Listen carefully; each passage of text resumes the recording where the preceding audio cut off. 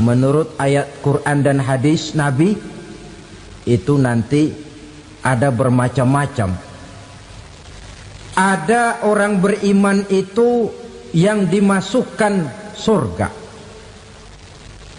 Ada orang beriman itu yang dimasukkan ke dalam surga.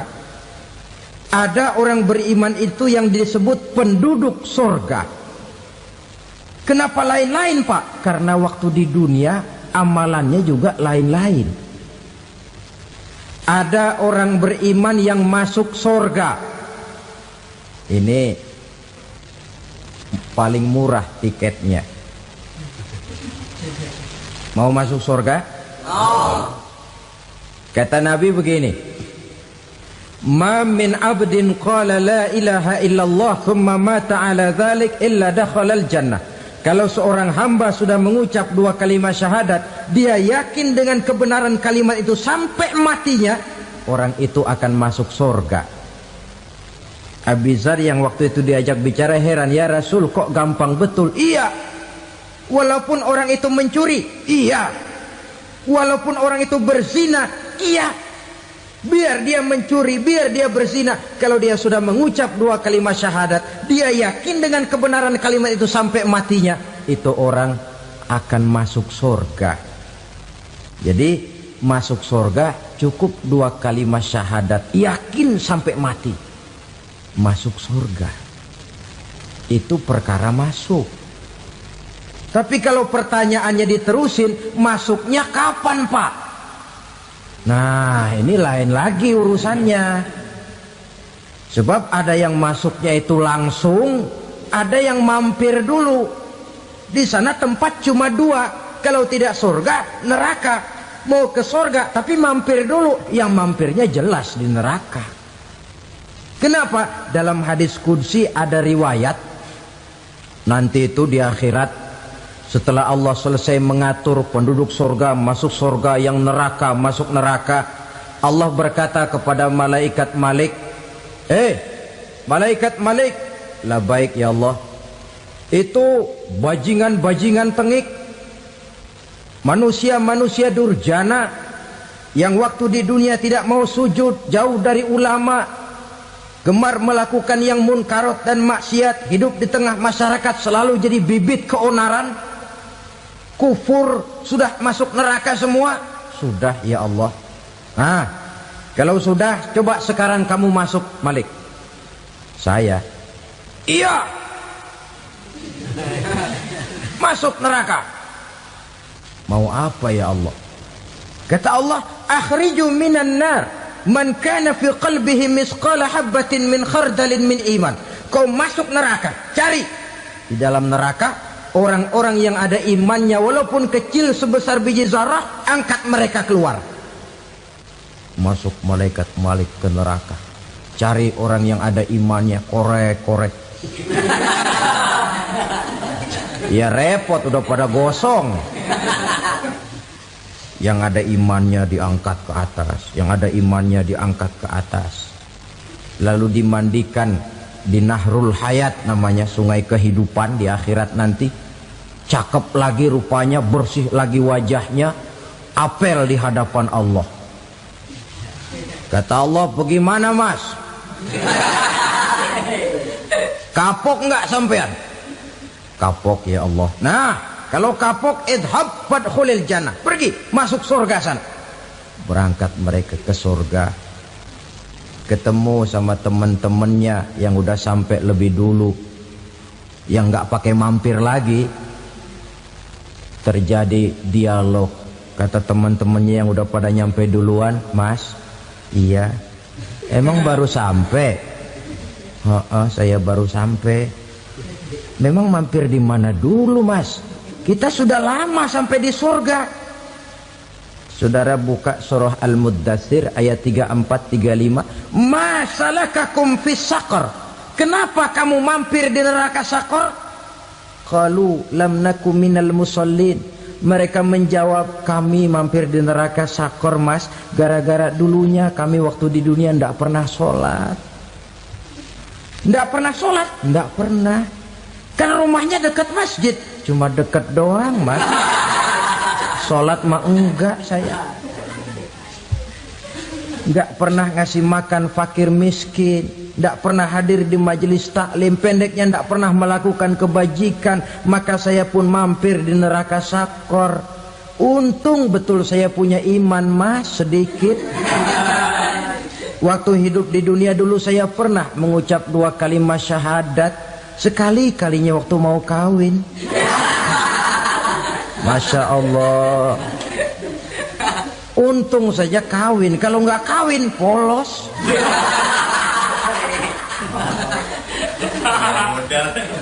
Itu juga pengulu sudah setengah mati ngajarin. Asyhadu alla, asyaduaan, asyaduaan.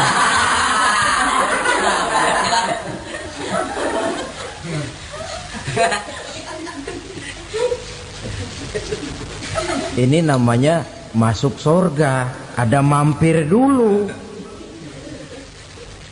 Ada pula orang mukmin itu yang dimasukkan surga. Namanya dimasukkan kan terima beres.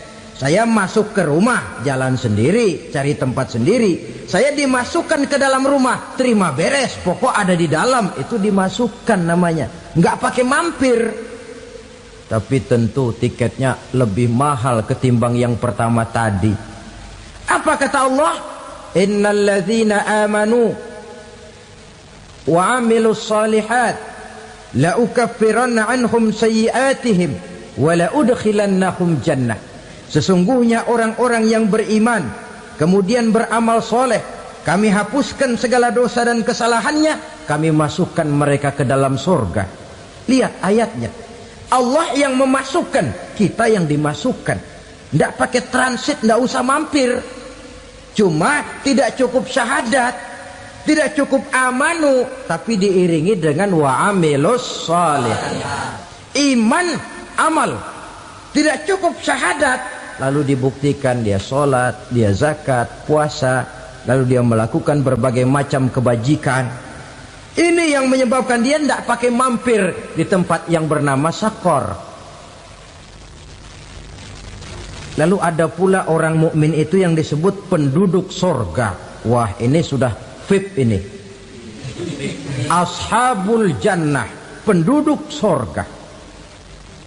Siapa mereka? Kata Allah, innal ladzina amanu summa istaqamu fala khaufun alaihim wala hum yahzanun ulaika ashabul jannah hum fiha khalidun.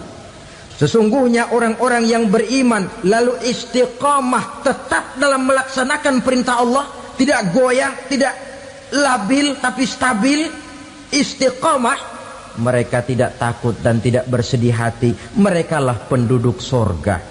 Iman, istiqamah. Tidak punya duit, sembahyang. Banyak duit, sembahyang. Miskin, sembahyang. Kaya, tetap sembahyang. Istiqamah. Kadang orang kalau susah rajin ke masjid, banyak duitnya ngelihat masjid melengos. Waktu miskin hamba Allah, setelah kaya jadi hamba harta. Bergeser, tidak ada nilai istiqomahnya. Saudara-saudara, dengan begitu penduduk neraka itu dua. Ada penduduk permanen, ada penduduk yang semi permanen. Yang semi permanen orang-orang beriman yang mempunyai dosa besar. Mereka masuk ke neraka untuk menerima azab sesuai dengan dosanya. Bila selesai masa azab itu, mereka akan diangkat untuk ditempatkan kembali ke dalam surganya Allah Subhanahu wa ta'ala. Nah, dikala itulah saudara-saudara, ada yang disebut syafaat dari Rasulullah Sallallahu Alaihi Wasallam. Tapi tentu jangan lupa, syafaat ini ibarat kain menambal dia. Kita punya kain bolong-bolong sedikit, syafaat yang menambal. Sholat kita ada kurang dikit, sedekah kita ada campur riak dikit, amalan kita ada tidak karena Allah dikit, kita berharap syafaat. Jadi biarlah kain masih bolong-bolong, yang penting punya kain. Tapi kalau kainnya tidak ada, yang ditambal apanya? sholat tidak, puasa tidak, zakat tidak, berharap syafaat saja. Ya, terlalu berlebihan itu. Saudara hadirin yang saya hormati, apabila selesai proses penghisaban, proses penghitungan, maka dikala itulah manusia terbagi dalam dua kelompok besar. Fariqun fil jannah wa fariqun fis sa'ir. Sekelompok orang-orang beruntung yang masuk ke dalam surga, dan sekelompok lagi masuk ke dalam neraka. Ibu-ibu, saudara-saudara kaum muslimin rahimakumullah. Pada pertemuan yang lalu sudah saya jelaskan bahwa hidup selalu berakhir dengan kematian. Apabila datang kematian menimpa seseorang, datanglah kiamat baginya. Itu yang disebut dengan kiamat kecil. Hakikatnya mati adalah perpindahan dari kehidupan di dunia ini menuju kehidupan di alam barzakh. Menunggu kita di alam barzakh sampai datangnya saat kiamat. Entah 10 tahun, entah 100 tahun, entah 1000 tahun, hanya Allah saja yang maha tahu. Adapun orang-orang beriman yang melakukan amal kebajikan dalam kehidupan di dunia ini, masa penantian yang lama di alam barzakh buat mereka sebentar saja. Tetapi bagi orang-orang kafir yang ingkar, yang tidak beriman kepada Allah, yang hidup di dunia cuma menumpuk-numpuk dosa, tentu penantian di alam barzakh akan merupakan waktu yang sangat lama. Bukankah dalam kehidupan kita waktu itu memang relatif? Contoh misalnya, bagi pemuda-pemudi yang sedang duduk asyik memadu cinta, waktu 4-5 jam saja rasanya cuma 4-5 menit. Tenggelam oleh keasikan. Tapi buat orang yang berbaring di rumah sakit, meratap di balik-balik apa itu tembok derita kata lagu, di balik dinding-dinding penjara, sehari bagai seminggu, seminggu rasa sebulan, sebulan boleh jadi rasa setahun. Penantian yang sangat lama. Kapan kiamat itu akan datang? Ini rahasia Allah. Jangankan kita yang orang awam, baginda Nabi sendiri tidak diberitahu oleh Allah kapan kiamat itu akan terjadi. Tetapi sungguh pun demikian, banyak hadis-hadis yang menjelaskan ciri atau tanda-tanda datangnya kiamat. Nah, kalau sudah bicara soal tanda, tanda kiamat itu ada dua. Pertama yang disebut alamatus sughra, tanda-tanda kecil. Ini waktunya masih ada tenggang.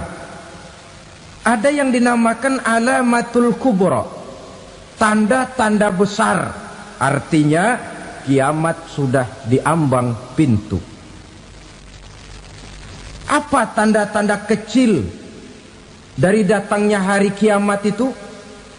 Misalnya kata Nabi, apabila ilmu sudah diangkat oleh Allah, artinya apabila ulama sudah banyak wafat, minat orang belajar agama berkurang, lalu kebodohan nampak merajalela di mana-mana, zina dikerjakan secara terbuka, minuman-minuman keras jadi kebanggaan, itu termasuk di antara tanda-tanda kecil terjadinya hari kiamat.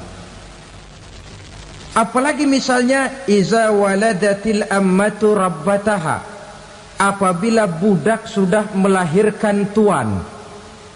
Apa maksudnya? Ada yang mentafsirkan apabila anak sudah bisa membudaki orang tuanya. Orang tua yang melahirkan dia, yang membesarkan dia, demi setelah si anak besar jadi orang berpangkat, bertitel, berharta, berkedudukan, jadilah orang tua itu budaknya. Sehingga sering dibilang kalau orang tua kaya, anak jadi raja. Tapi kalau anak yang kaya, orang tua sering jadi budak. Apalagi munculnya fitnah yang bergelombang, timbul perang antara dua bangsa yang besar, waktu berjalan terasa sangat pendek sekali. Itu merupakan tanda di antara tanda-tanda kiamat. Termasuk di dalamnya sulit membedakan mana laki, mana perempuan. Kan kalau tanda-tanda kayak begini sekarang sudah banyak kita lihat kan? Ulama banyak wafat, penggantinya sulit. Zina dikerjakan berterang-terangan, minuman keras jadi kebanggaan, banyak anak membudaki orang tuanya, sulit membedakan mana laki mana perempuan. Kadang-kadang dari belakang kita lihat perempuan bener, begitu kita colek nengok jenggotan.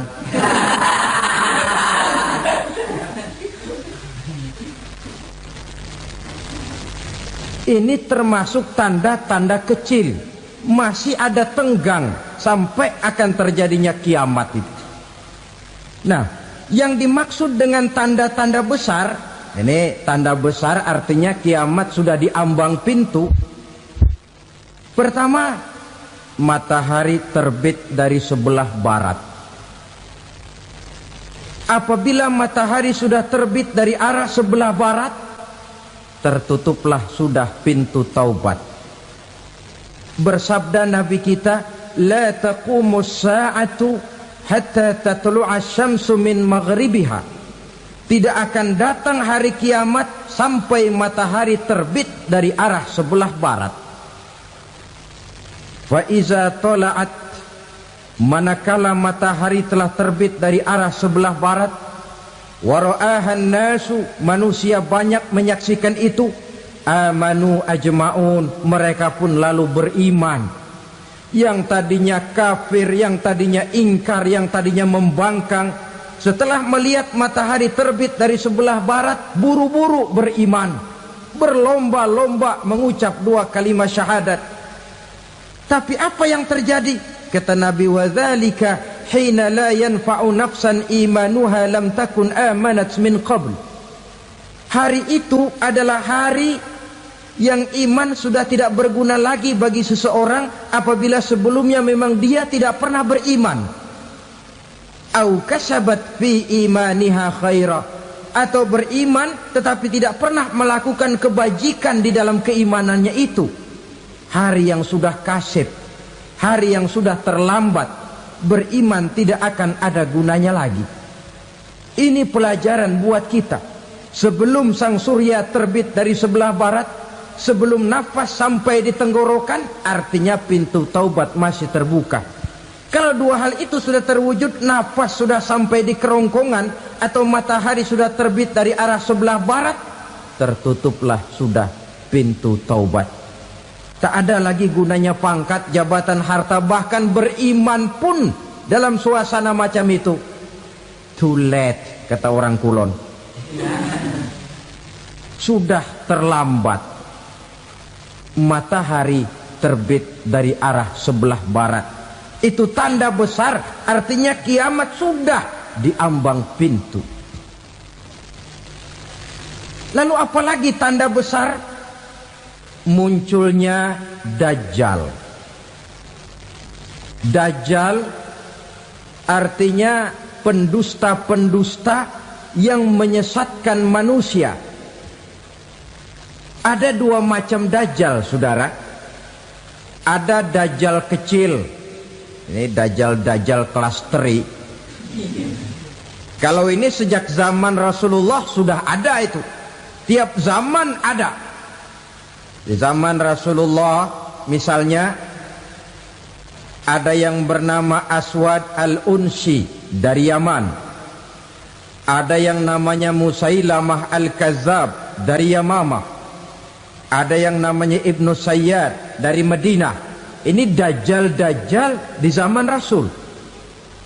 Musailamatul Kazzab memproklamirkan diri jadi nabi dia. Di zaman Rasul masih hidup. Ini dajjal zaman Nabi. Di zaman sahabat muncul dajjal-dajjal. Di zaman kita sekarang ini dajjal-dajjal pun gentayangan. Dajjal-dajjal kelas teri. Kerjanya mendustakan manusia, menyesatkan manusia, memalingkan manusia dari jalan yang benar dan diridhoi oleh Allah Subhanahu wa taala. Adapun yang merupakan tanda besar dari datangnya kiamat, dajjal-dajjal kelas kakap.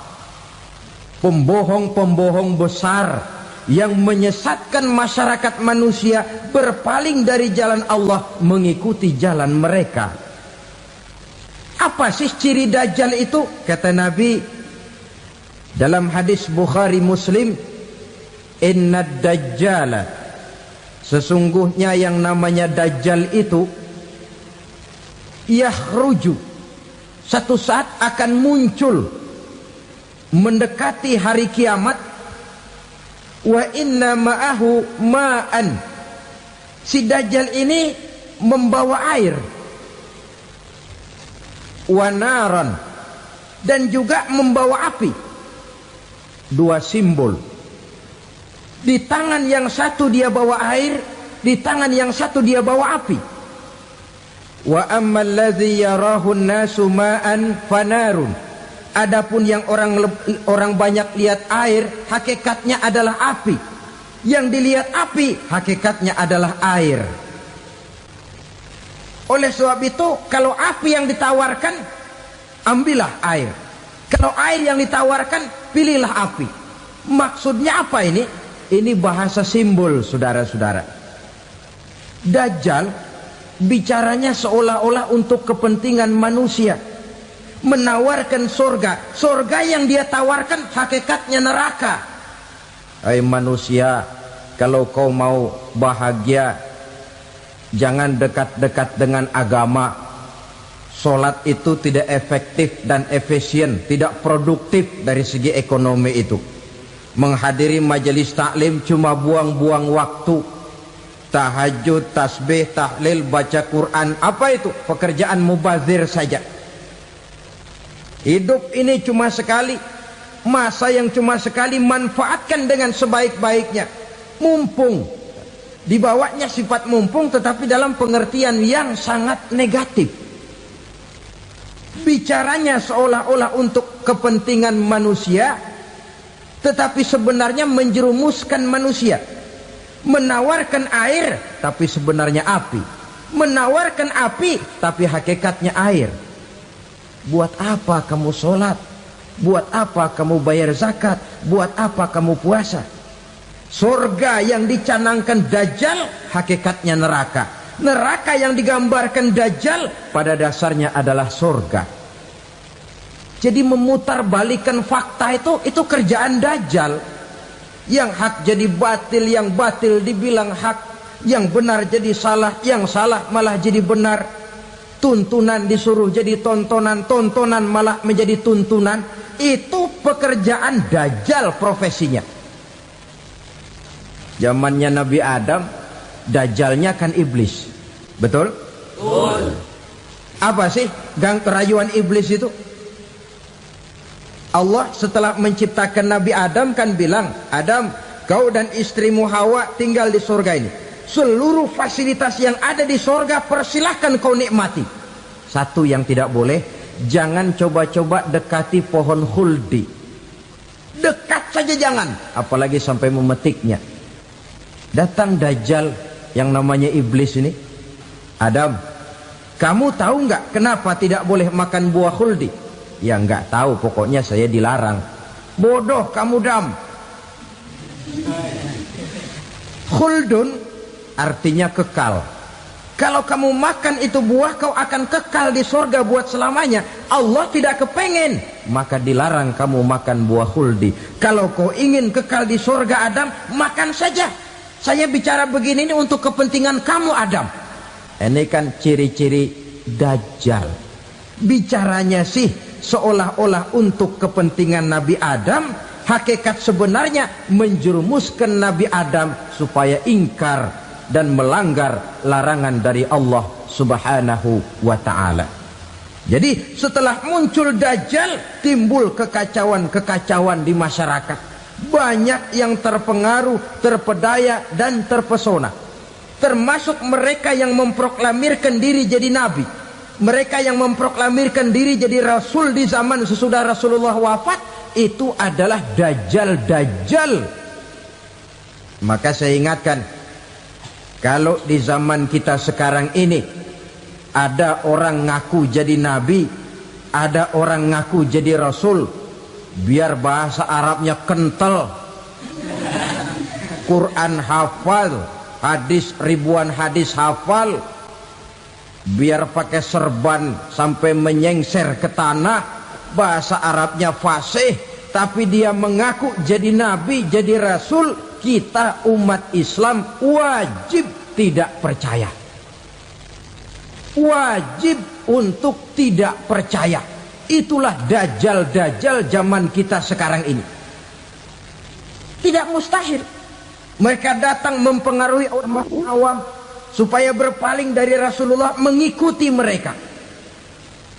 Nah, di akhir zaman nanti, mendekati hari kiamat, Dajjal ini muncul. Dajjal kelas kakap, menyesatkan masyarakat manusia untuk berpaling dari Islam, mengikuti seruan mereka.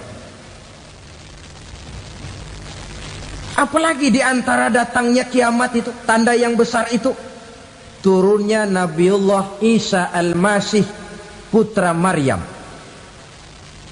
Menurut berbagai hadis yang sahih, Nabi Isa Al-Masih nanti akan turun lagi. Tidak membawa risalah yang baru, tapi meluruskan risalah Islam ini yang telah banyak ditinggalkan oleh masyarakat. Bahkan ada hadis menjelaskan beliau akan membunuh Nabi, mematahkan kayu-kayu salib, lalu melaksanakan haji dan umrah mengikuti syariat Nabi Muhammad, bukan membawa agama baru.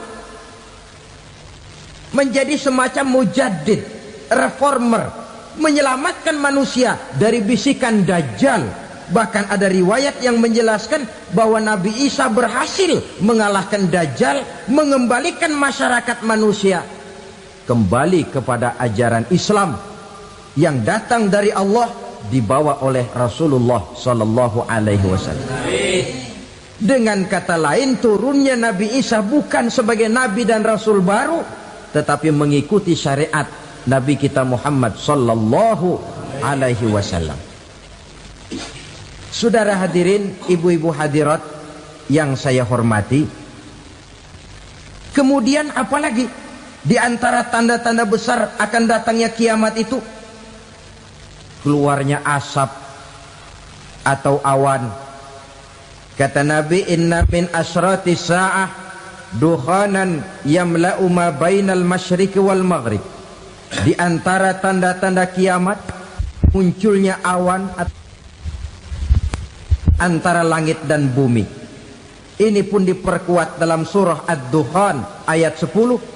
Fartaqib yauma ta'tis sama bidukhanin mubin fayughshan nas hadza azabun alim. Bagi orang-orang yang beriman, mereka biasa-biasa saja. Tapi bagi orang kufur, datangnya asap dan awan ini merupakan azab yang kelewat pedih.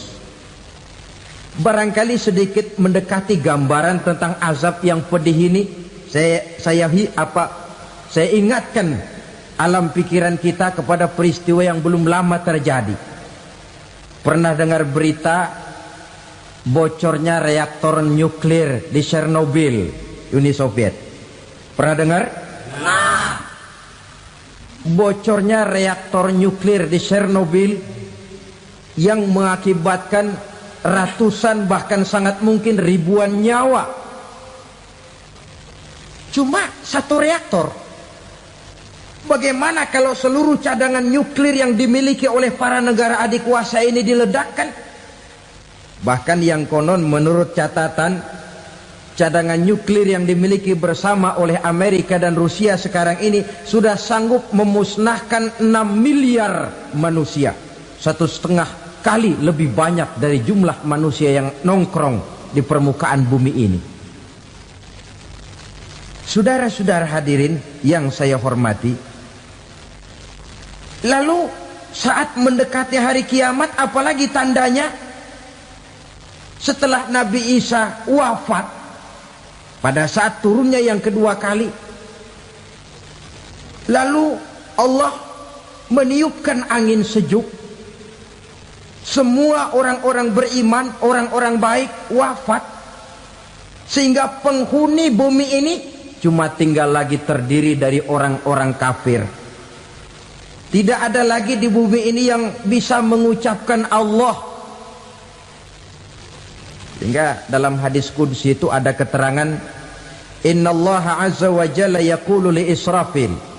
Allah pernah pesan kepada malaikat Israfil, kata Allah, Israfil, idza sami'ta qailan yaqul Allah Allah fa akhirin nafakh 40 sanatan ikraman liqailiha.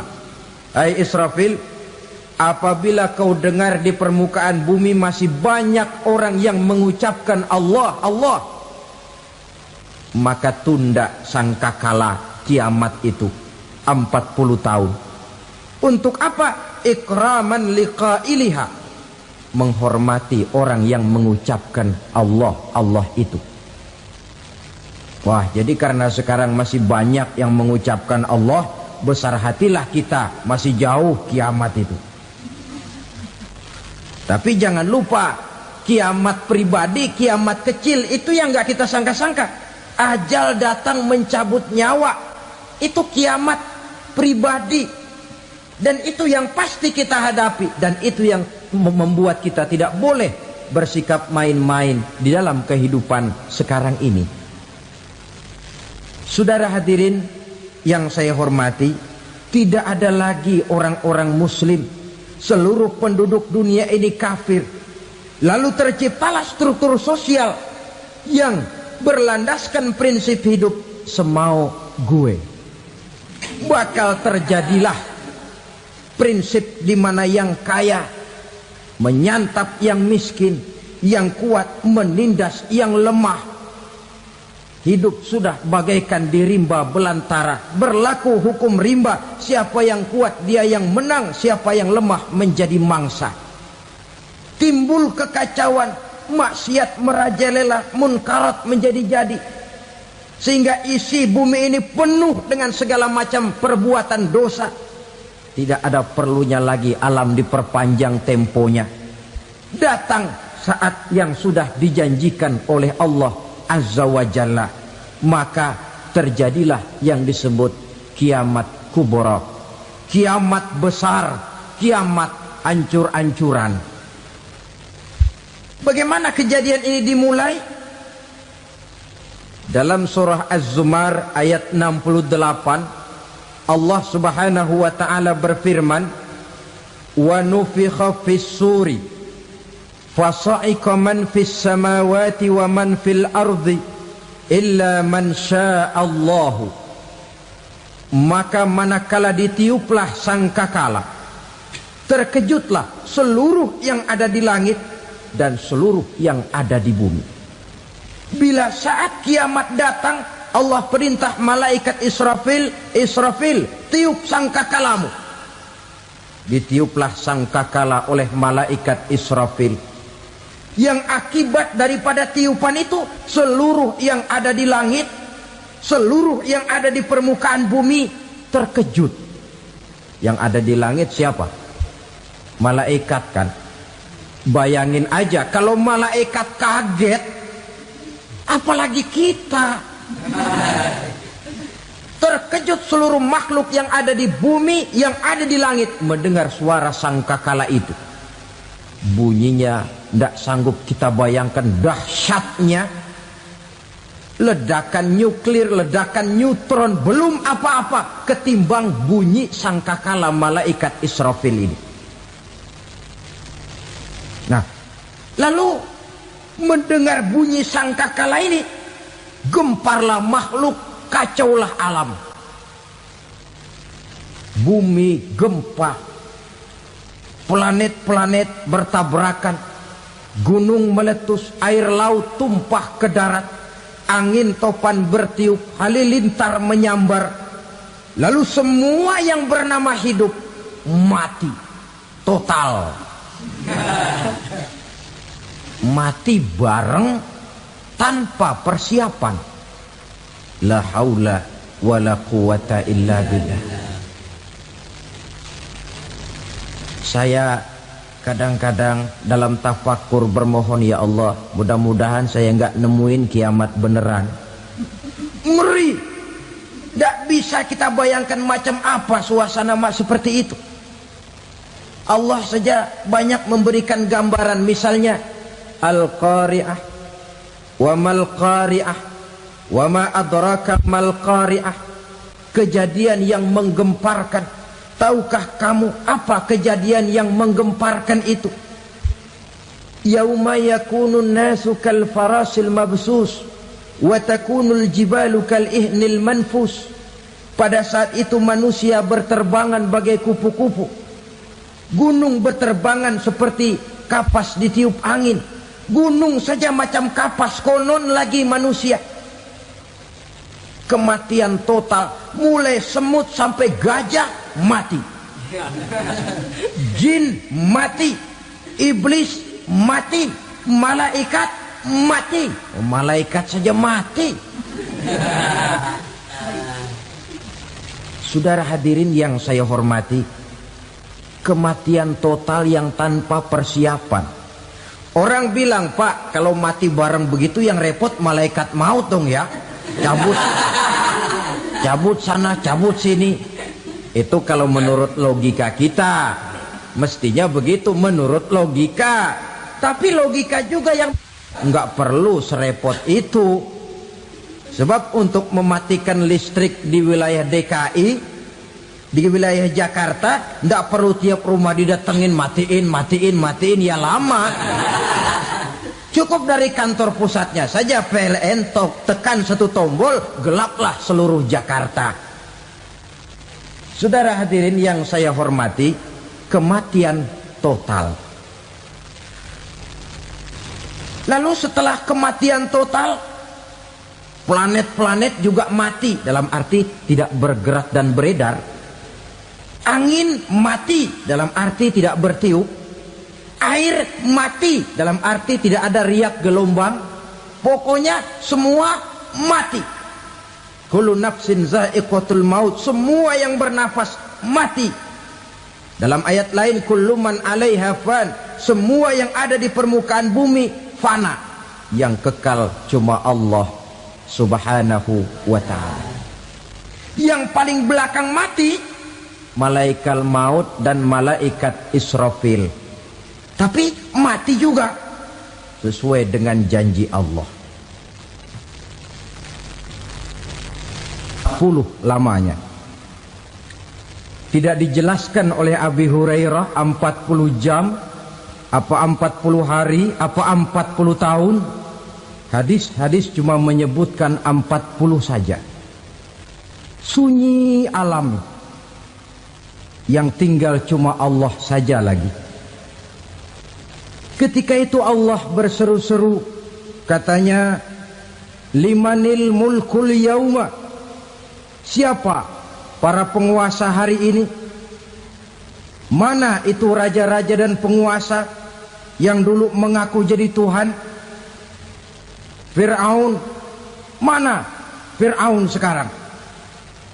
Yang dulu jadi raja, merasa berhasil, sombong, lalu tidak mau turun-turun dari kekuasaannya, sampai kepada puncak kekurang ajarannya mengangkat diri jadi Tuhan. Mana itu Fir'aun? Namrus. Mana sekarang Namrus? La ilaha illa ana. Ternyata tidak ada Tuhan lain selain daripada aku, kata Allah. Proses kemudian, saudara-saudara, turunlah hujan dari langit. 40 lamanya hujan itu. Tidak jelas juga 40 jam apa 40 hari. Setelah air turun membasahi, datanglah tiupan sangkakala yang kedua. Semua yang bernama mati bangkit dari kuburnya masing-masing. Ini yang disebut Yaumul Ba'thi, hari kebangkitan. Allahu Akbar. Pada saat kita bangkit dari kubur kita masing-masing, kumpul di padang mahsyar namanya. Bayangin aja, saya sendiri nggak sanggup bayangin. Manusia sejak zaman Adam sampai zaman kiamat kumpul bareng di tempat sama. Berapa banyaknya itu?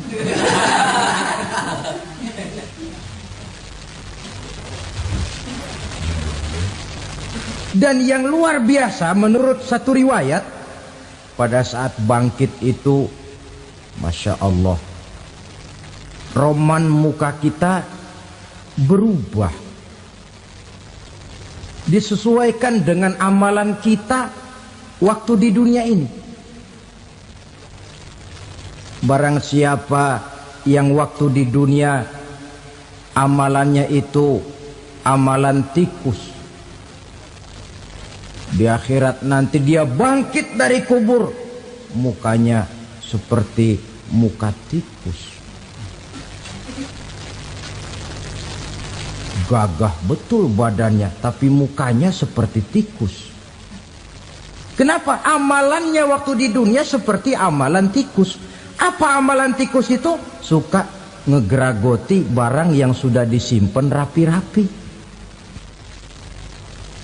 Orang sudah simpan uang rapi-rapi, simpan perhiasan rapi-rapi, digeragoti oleh tikus. Maling-maling, pencoleng-pencoleng, koruptor-koruptor. Itu nanti di akhirat nanti kita lihat mukanya seperti muka tikus. Oh ini waktu di dunia suka nyolong, mukanya seperti muka tikus.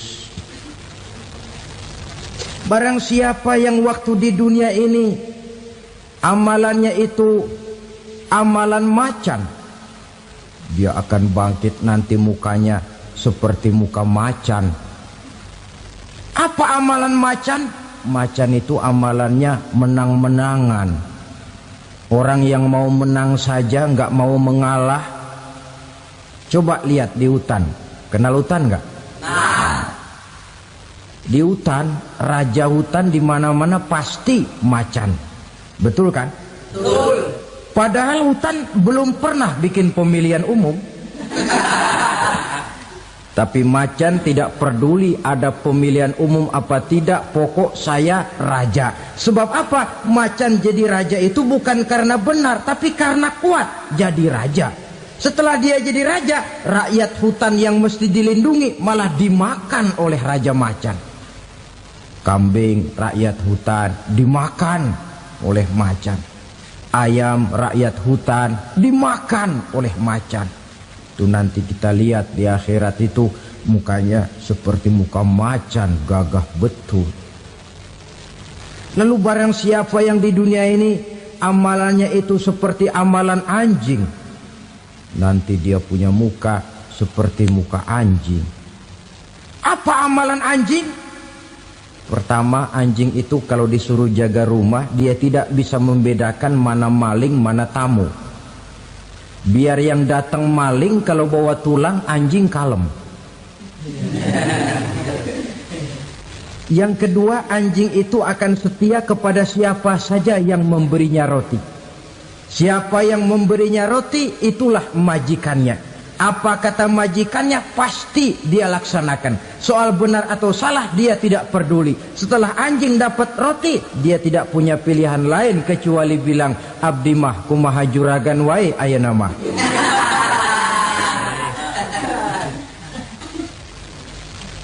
Saudara hadirin yang saya hormati,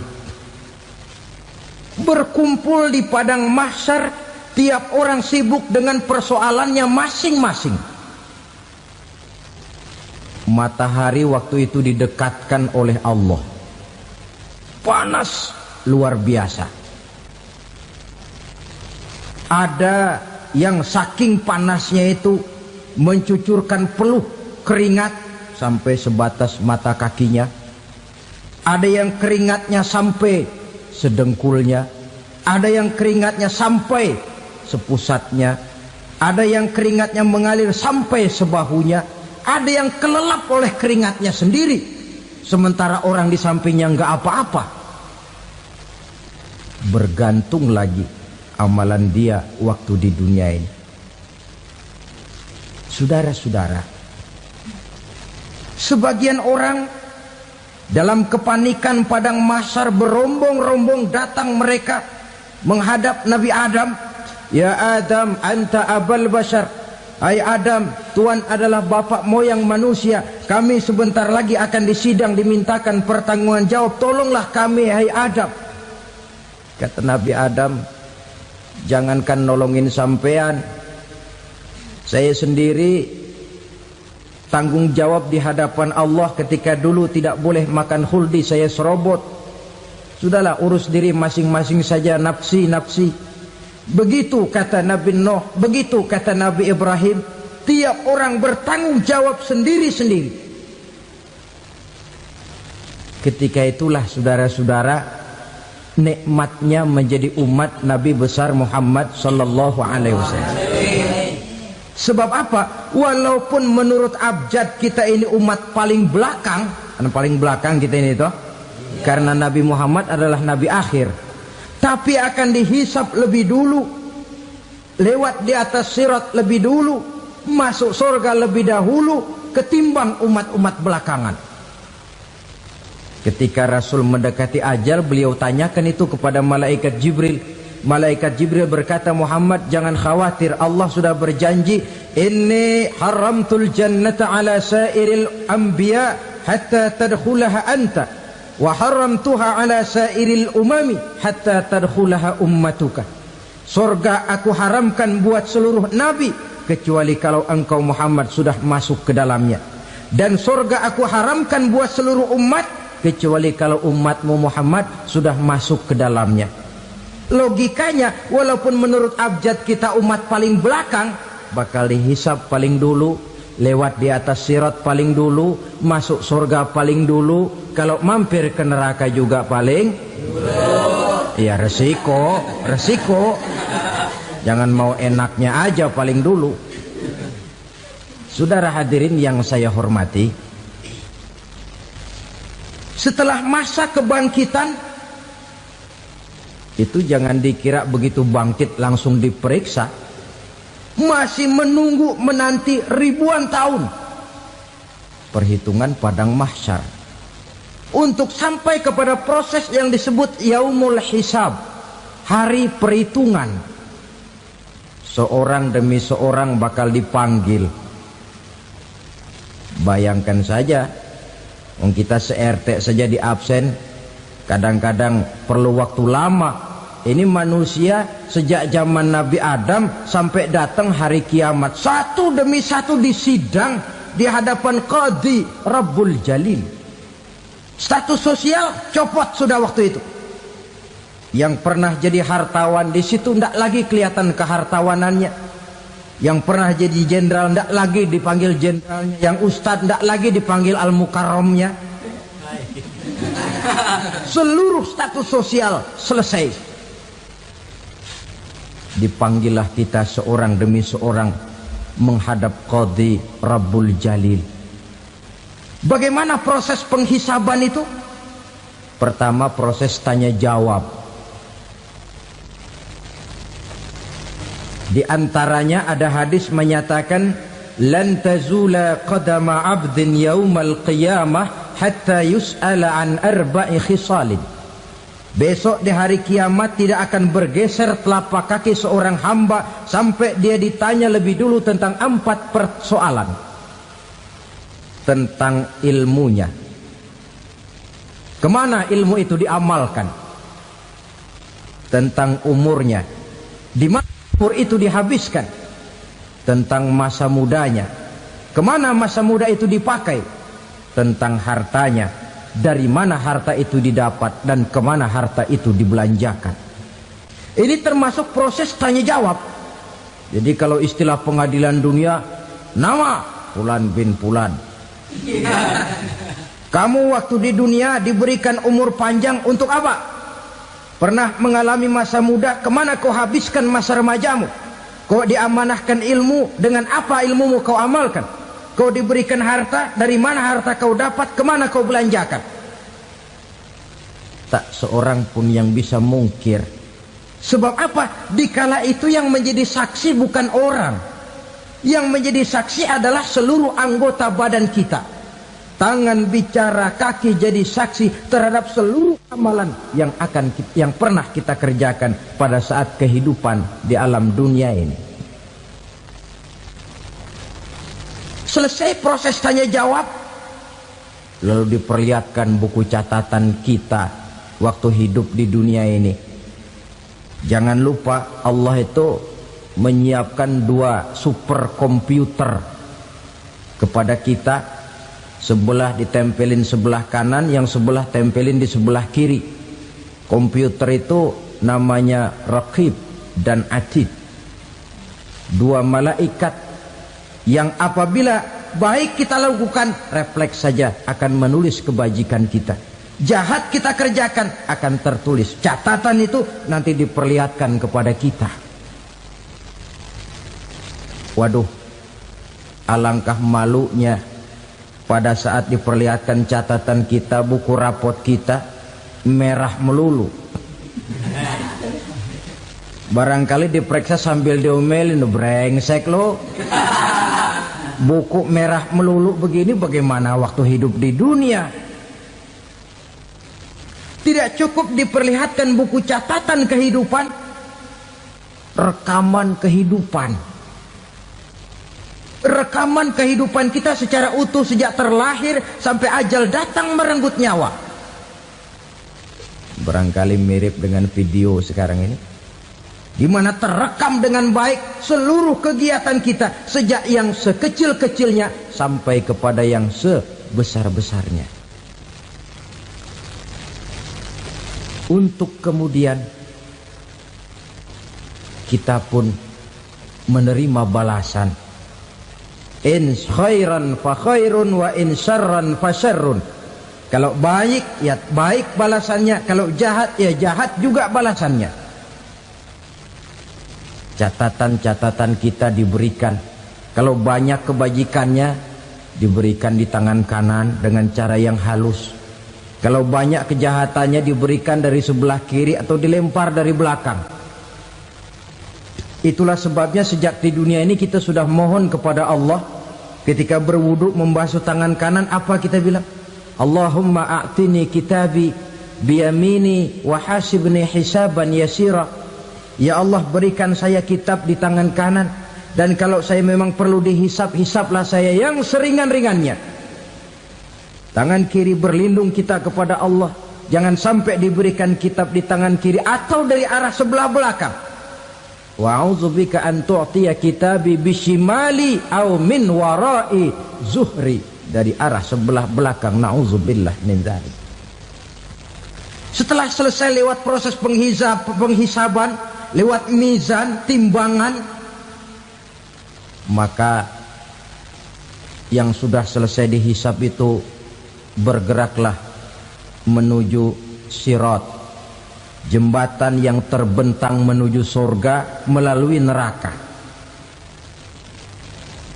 Saudara-saudara, panjangnya perjalanan sirat itu memakan waktu ratusan tahun. Tetapi orang yang lewat di atas sirat pun macam-macam, bergantung amalannya ketika di dunia ini. Ada yang lewat di atas sirat itu kal barkil khatib, seperti kilat yang menyambar, lep, sudah sampai dia di surga. Cepat bukan main. Ada yang lewat di atas sirat itu seperti orang lari-lari. Ada yang lewat di atas sirat itu seperti orang jalan biasa. Ada yang sambil merangkak, ada yang sambil ngesor, ada yang sambil gelayutan, ada yang selamat sampai ke ujung ke surga, ada yang tergelincir jatuh masuk ke dalam neraka, bergantung amalannya dalam kehidupan di dunia sekarang ini. Tiap kita akan melewati yang namanya sirat ini. Saudara-saudara kaum muslimin yang saya hormati, dengan demikian mereka yang selamat melalui sirat sampai ke terminal akhir surga, mereka yang ketika dihisab ternyata banyak kejahatannya daripada kebaikannya, mereka singgah di dalam neraka. Nah, adapun orang-orang yang beriman menurut ayat Quran dan hadis Nabi itu nanti ada bermacam-macam.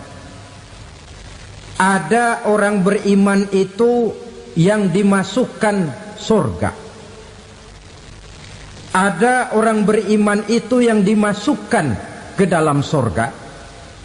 Ada orang beriman itu yang disebut penduduk surga. Kenapa lain-lain, Pak? Karena waktu di dunia amalannya juga lain-lain. Ada orang beriman yang masuk surga. Ini paling murah tiketnya. Mau masuk surga? Kata Nabi begini, ma min abdin qala la ilaha illallah thumma mata ala dhalik illa dakhalal jannah. Kalau seorang hamba sudah mengucap dua kalimat syahadat, dia yakin dengan kebenaran kalimat itu sampai matinya, orang itu akan masuk surga. Abi Dzar yang waktu itu diajak bicara heran, ya Rasul kok gampang betul? Iya, walaupun orang itu mencuri, iya, walaupun orang itu berzina, iya.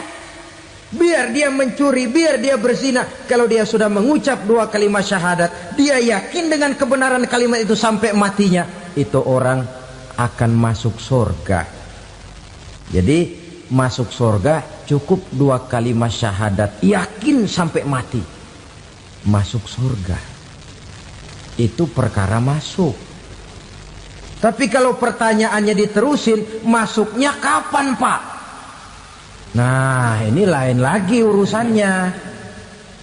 Sebab ada yang masuknya itu langsung, ada yang mampir dulu. Di sana tempat cuma dua, kalau tidak surga, neraka. Mau ke surga tapi mampir dulu, yang mampirnya jelas di neraka.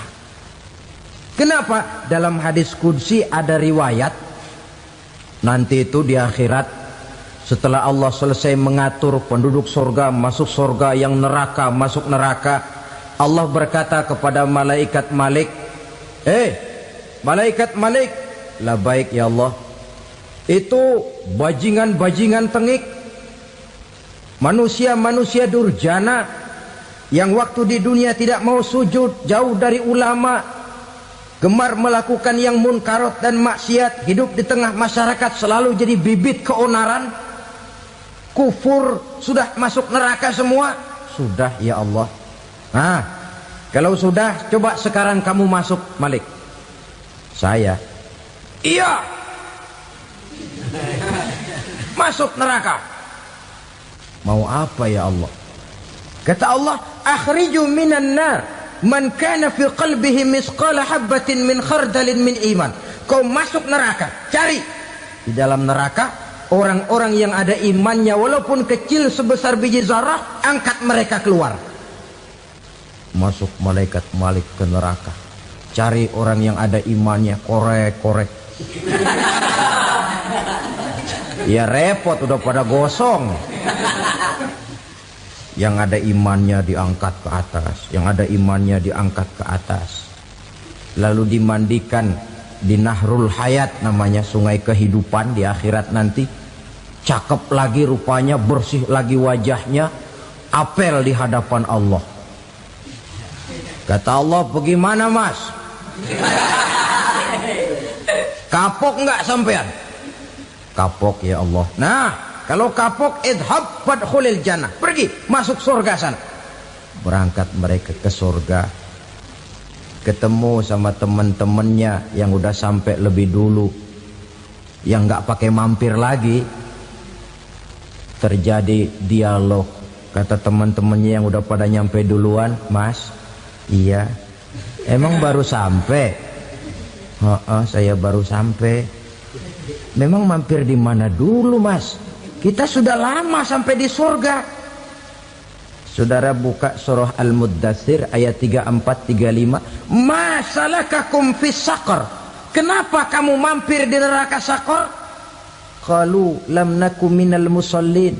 Mereka menjawab, kami mampir di neraka Saqar, Mas, gara-gara dulunya kami waktu di dunia tidak pernah sholat. Tidak pernah sholat? Tidak pernah. Kan rumahnya dekat masjid. Cuma dekat doang, Mas. Sholat mah enggak saya. Enggak pernah ngasih makan fakir miskin, enggak pernah hadir di majelis taklim, pendeknya enggak pernah melakukan kebajikan, maka saya pun mampir di neraka Saqar. Untung betul saya punya iman, Mas, sedikit. Waktu hidup di dunia dulu saya pernah mengucap 2 kalimat syahadat, sekali-kalinya waktu mau kawin. Masya Allah. Untung saja kawin, kalau nggak kawin polos.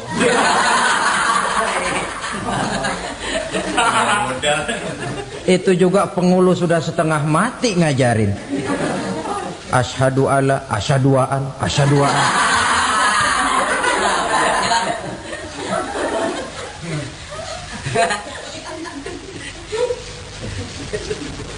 Ini namanya masuk surga, ada mampir dulu.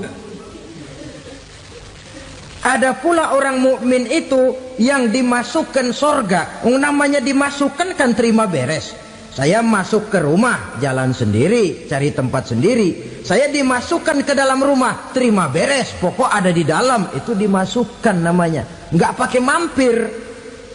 Tapi tentu tiketnya lebih mahal ketimbang yang pertama tadi. Apa kata Allah? Innal ladzina amanu wa amilus salihat la ukaffiranna anhum sayyi'atihim wa la udkhilannahum jannah. Sesungguhnya orang-orang yang beriman kemudian beramal soleh, kami hapuskan segala dosa dan kesalahannya, kami masukkan mereka ke dalam surga. Lihat ayatnya. Allah yang memasukkan, kita yang dimasukkan. Tidak pakai transit, tidak usah mampir. Cuma tidak cukup syahadat, tidak cukup amanu, tapi diiringi dengan wa'amilus salih. Iman, amal.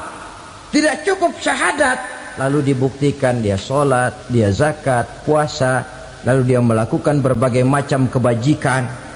Ini yang menyebabkan dia tidak pakai mampir di tempat yang bernama Saqar. Lalu ada pula orang mukmin itu yang disebut penduduk